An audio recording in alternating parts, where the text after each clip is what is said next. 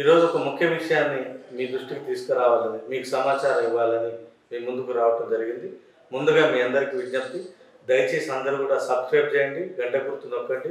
ప్రతి విషయం ఎప్పటికప్పుడు మీ ముందుకు అందే ప్రయత్నం మేము చేస్తున్నాం.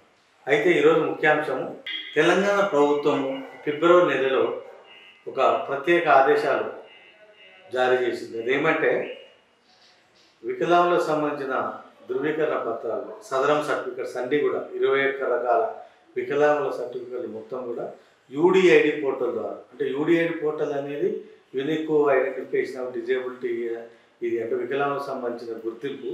ఇది కేంద్ర ప్రభుత్వ ఆధీనంలో ఉంటుంది. కేంద్ర ప్రభుత్వం ఇటీవలనే ఒక చట్టం, ఒక గెజెట్ రిలీజ్ చేసింది. ఏమనంటే, దేశవ్యాప్తంగా వికలాంగుల సర్టిఫికెట్ విధానం ఒకటే తీరుగా ఉండాలి, ఫార్మాట్ ఒకటే తీరుగా ఉండాలి. వీళ్ళ వికలాంగులకు సంబంధించిన 21 రకాల వికలాంగుల యొక్క ఒక డాటా, ఒక గణాంకాలని ప్రభుత్వం ప్రత్యేకంగా దాన్ని ఒక పోర్టల్ ప్లాన్ చేయాలనే ఉద్దేశంతో యూడిఐడి పోర్టల్ తీసింది. ఆ యూడిఐడి పోర్టల్ ద్వారా గత 3-4 సంవత్సరాల నుంచి కూడా కేంద్ర ప్రభుత్వం తీవ్ర ఎత్తున కసరత్తు చేస్తుంది. అంటే దేశవ్యాప్తంగా వికలాంగుల సర్టిఫికెట్, వికలాంగుల లెక్కింపు అంతా ఒకే విధానంలో ఉండాలి. అయితే ఈ క్రమంలో మరి తెలంగాణ ప్రభుత్వం ఈ యూడిఐడి పోర్టల్ కేంద్ర ప్రభుత్వ విధానాలని యాక్సెప్ట్ చేసి మరి ఫిబ్రవరి నెలలో తీసిన ఆదేశాల ప్రకారం ఇప్పటి నుంచి వికలాంగుల సర్టిఫికెట్ యూడిఐడి పోర్టల్ ద్వారానే మనం పొందాలి. ఇది మీరందరూ కూడా గమనించండి. అయితే యూడిఐడి పోర్టల్ ద్వారా పొందకపోతే మరి మన సర్టిఫికెట్ల విషయంలో కొంత గందరగోళం ఏర్పాటు అయ్యే సందర్భం ఉంటుంది.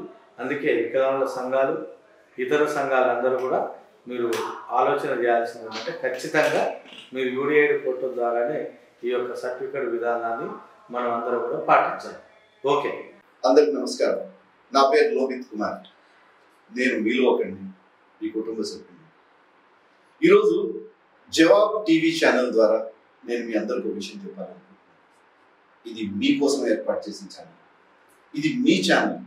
మీరంతా సబ్స్క్రైబ్ చేసుకుంటే, మీరందరూ ఫార్వర్డ్ చేసుకుంటే, మీరందరూ గంట కొట్టి దీంట్లో షేర్ చేసి లైక్ చేస్తే మనందరికీ ఒక అకౌంట్ యాడ్ అయినట్టు ఉంటుంది.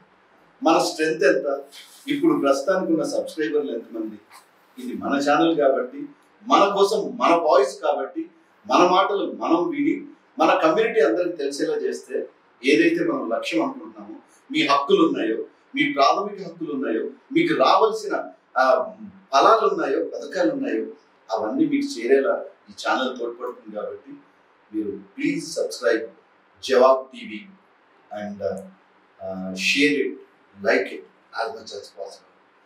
నాకు తెలుసు చాలా మంది దగ్గర, అందరి దగ్గర స్మార్ట్ ఫోన్ ఉంది ఈ రోజుల్లో, కానీ మీకు సబ్స్క్రైబ్ ఎలా చేసుకోవాలో తెలియకపోవచ్చు.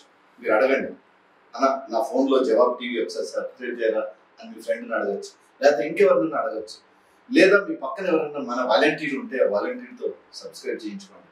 Don't forget, this is your channel and for you.